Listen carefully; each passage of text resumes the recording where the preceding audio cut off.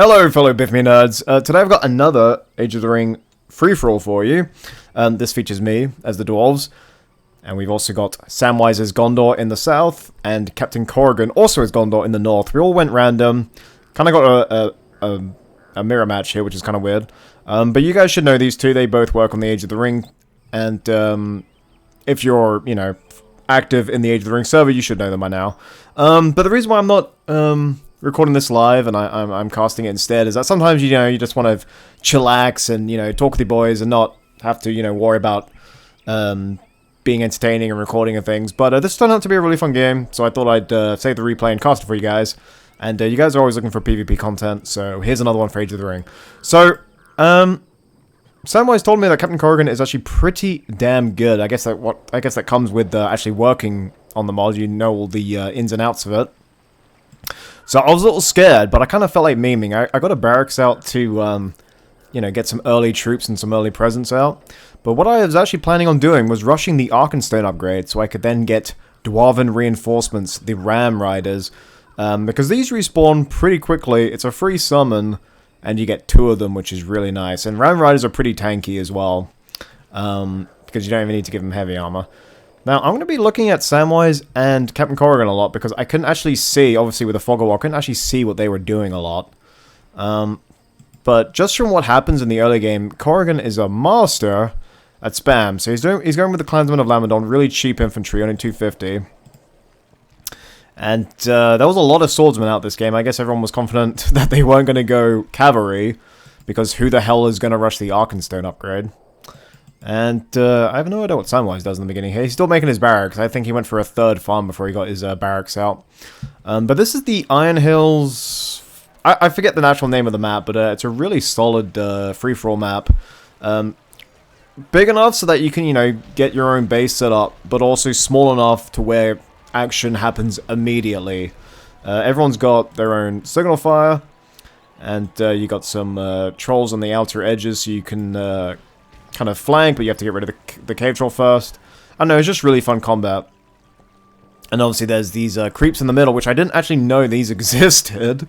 So Corrigan gets free creep on not 1, but 2 goblin lairs, which is probably how he was able to finance his early spam. So he's making more Blackroot archers. And I think... No, I think I told Sam to just rush on Norian, because I saw Cammy do that. I don't know if that's good at all. Probably not, because they're expensive as hell, because they're 500 and the upgrade is 600. But I kind of told Sam to do that just to see what happens.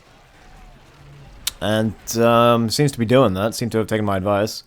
So yeah, as I said, I think I made Guardians down here. I was just capping the signal fire, and I made archers as well, just to back them up. I never go for a second barracks. I always go for the Men of Dale, the Dale garrison. Not really sure why. But, I don't know, maybe just habits from vanilla. But I do that. And it's not at this moment. It's not actually that I set out to rush Arkenstone. I actually decide to do that once I see how many troops Corrigan has. So these spearmen, completely outnumbered, completely outmatched here. But he seems to have upgraded. There he is. He's queuing up the Anorian spearmen, not the soldiers for some reason. Maybe he was worried about Cav. But, I mean, just constant units coming out from Corrigan here. He's got 4 units. I just waste my tier 1 power. I don't know why I did it, actually. I mean, I'm outnumbered. But what I do here is I actually switch these guys to hold ground stance. Because I knew I couldn't win. So basically my job is to just hold them here. And then have my archers do all the fighting. And if you look at these guys, hold ground so they get the armor boost. And they are leveling up so damn quickly. Extra warriors come in. These guys hit level 3, and these archers are just getting all the work done. So it's a pretty solid strat, actually. If you can't really get the kills in melee, you just want a real tanky unit to sponge all the damage, and then your archers can do that. They were a very, very, very minute victory for me, but I was very proud of myself. Also, as I was retreating here, I saw the glow on the farm, which means that, yes, Corrigan has already got his marketplace out. Creep money spent really well. And it was here as I was being chased by his entire army, and I noticed that he didn't have any spearmen. This is when I decide to I have to obviously research the Dwarven Stonework, whatever it's called, and then the Arkenstone. It was at this moment that I decided to get the Arkenstone. So here I'm just trying to hold him. I think I'm telling my archers to actually hit his swordsman rather than his archers. Which I think he's hitting my swordsman, because obviously swordsmen are weak to archers. Another arrow archers. They're on aggressive to get the extra damage.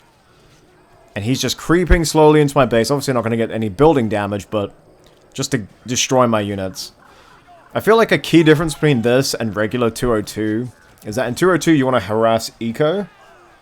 But in this game you kind of just want to harass the enemy units and force him to spend more money replenishing all of his losses. So I don't know. There's the Arkenstone. Man, that was quick. And there is the summon of the Ram Riders right in the middle of his army. I have no idea what Coran was thinking at this moment, but he must have been shitting himself. And not a single spearman in sight. And then this is just where I go full Dubekar laddie. And just mow him down. So at this point it seems Sam is making an attack. He's got two Arnorian soldiers, which are really, even without heavy armor, they're incredibly tanky. I think they're really good value for money, actually. I mean, they're expensive, but they're really strong. Corrigan counters by bringing us Angbar, who with his massive fucking heavy axe is just, I mean, really, no, wait, this isn't Angbar. Who is it? Yes, Fall on the Fat. Yeah, I was like, that doesn't sound right. No, that's clearly Fall on the Fat. But yeah, he's just really good at cutting down these infantry. So all that money spent on the Northern Swordsman is just undone by Fall on the Fat. A hero that I never really buy. Anyway, I destroyed a farm here, and I saw his builder out of position. Not really, just right outside his barracks. And I thought maybe, just maybe, I could get it. I should be careful here, because he's actually made spearmen in response. So I think the best thing to do is just retreat. And actually, because because of the red aura, I noticed Forlong there, and I was really hoping, because there's nothing more satisfying than just catching out the enemy's hero. So I was really hoping to use my Ram Riders to get a hero kill here. It was a bit of a delay. I'd say like maybe a 1.5 second delay. So any cav charges into pikemen can really just be attributed to that. Anyway, Forlong is on aggressive this entire time. And obviously with his unique leadership, all of his fiefdom units are going to be leveling up a lot faster. I think he procced another heal there. I could be wrong. Yeah, he just used it. He's got enough for tier 2 already. I have enough for tier 2 actually. And I think I get the free heavy armor upgrade. Not sure why. Anyway, Corrigan's tier 2 is the Numenoran Engineering. I think he decides to hit my fortress, which I wasn't that bothered about because this thing's on a timer. And I was pretty confident he wasn't going to hit my fortress. And I didn't want to, I don't know, I don't know how he was, this thing kept on healing. I swear he got another burst of health somewhere. But I lost my Ram Riders, or 95% of my Ram Riders trying to kill Angbol there. So, testament to Corrigan's skill here. Even with the Ram Riders, he's able to micro his units and his hero really well. I managed to get Dwalin out. Dwalin's always my go-to for Erebor. I think he's just a real solid hero. And because I have Ram Riders, I was also trying to save up for Dane, because Dane can mount up and just give extra bite to our Ram Riders. And the summon's almost back, so it's really useful. I think I make a tower here because I was low on resources, so I wanted to get the resource upgrade on the tower. Let's have a look at what Sam's doing. He's got his siege works out. He's got his marketplace.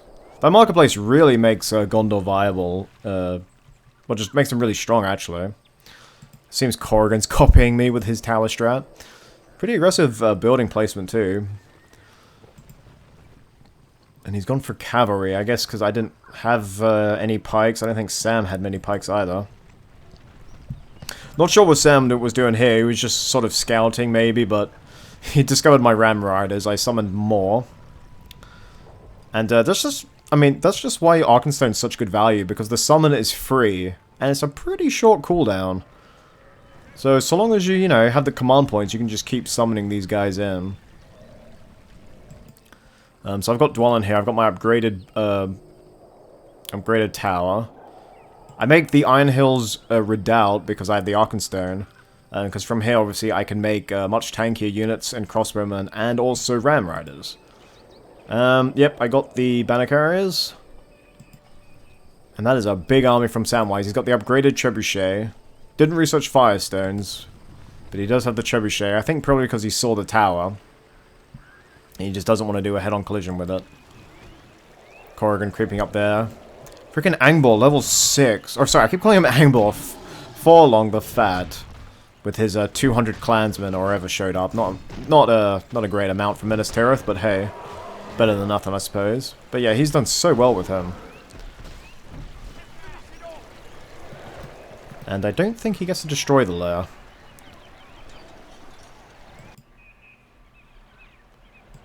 Let's have a look. Has he gone for... Nope, he's still sticking it with fiefdom units. Losanak Axeman. I guess Fall on the Fat does give buffs to all of them. And I didn't realize Jenkins sent such a massive army up here.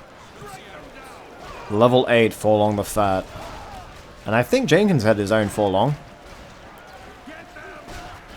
Oh no, there he is, right there. Level 1. And even though he's outnumbering him, this is just like a mini Blade Master. You can just cut down regular infantry so quickly. I wonder who's actually going to make it out here. And the Blade Master he gets... What is it actually called? Vitality. I mean, it lasts a hell of a long time. And he's actually a pretty fast little bastard. And it's at this point... Corrigan decides to attack, I guess to relieve the pressure off Jenkins. Or, off his hero.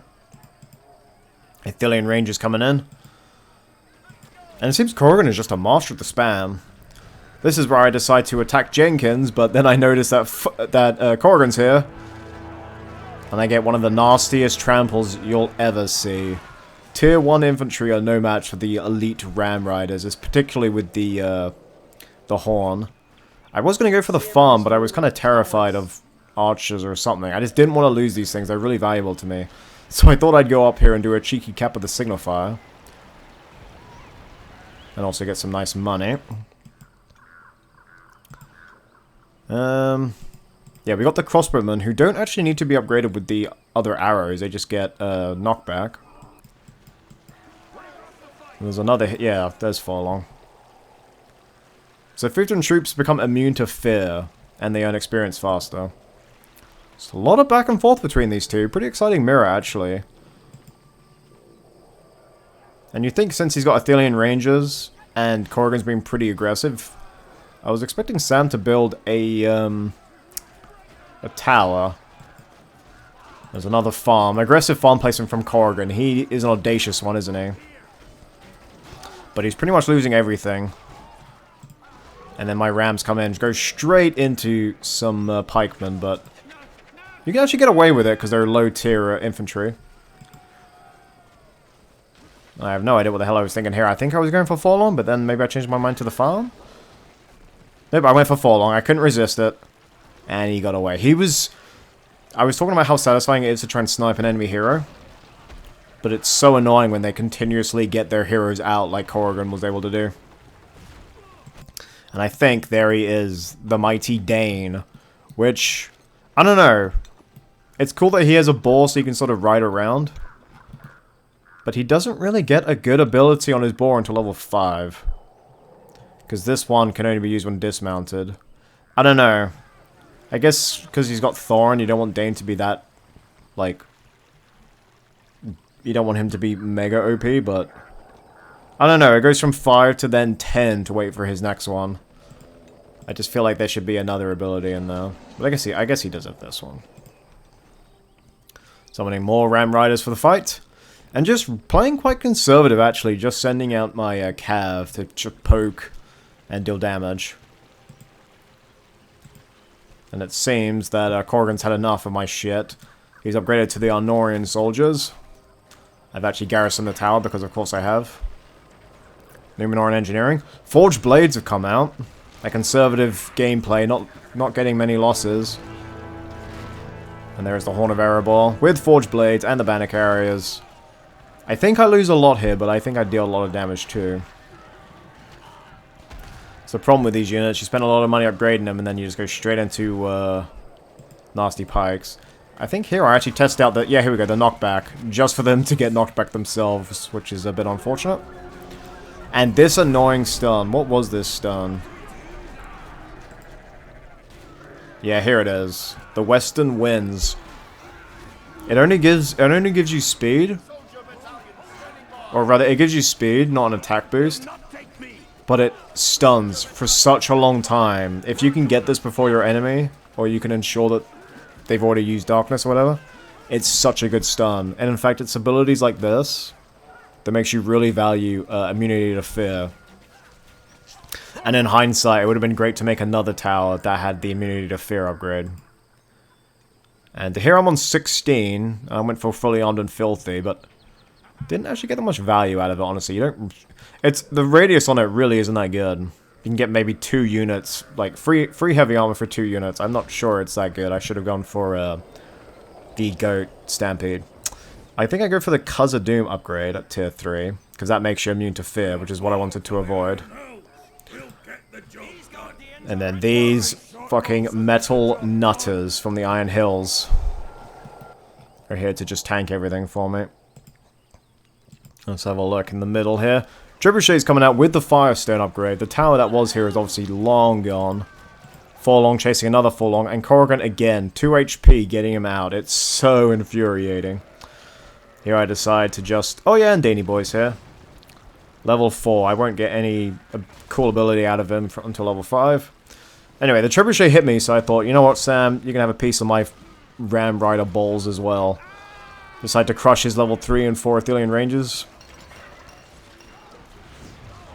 And just try and get out of Hurt Town before the Spearmen come in.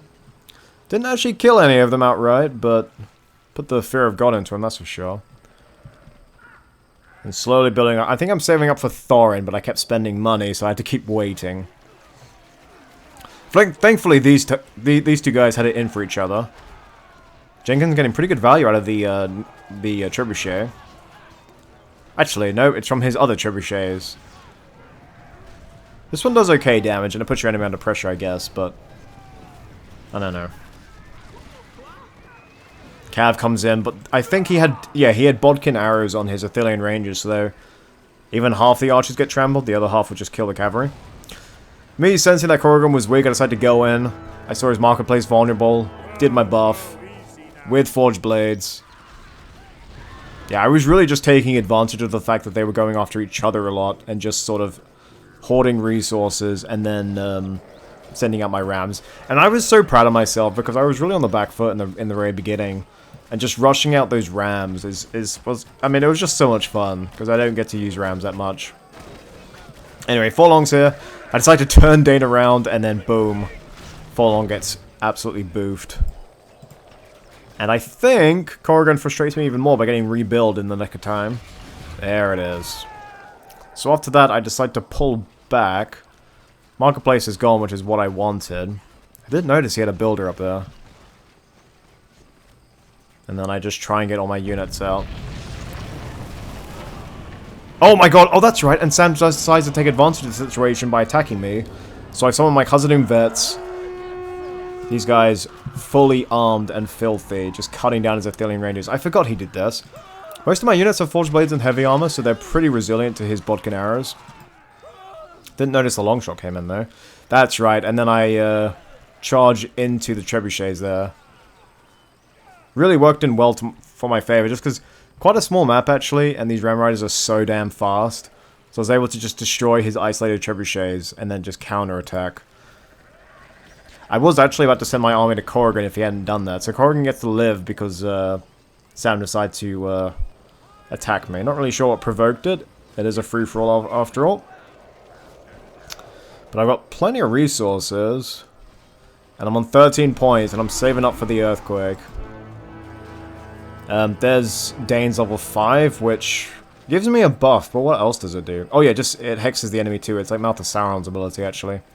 Anyway, not wanting to send these guys to waste because they're on a timer, I decided to just send the whole army in.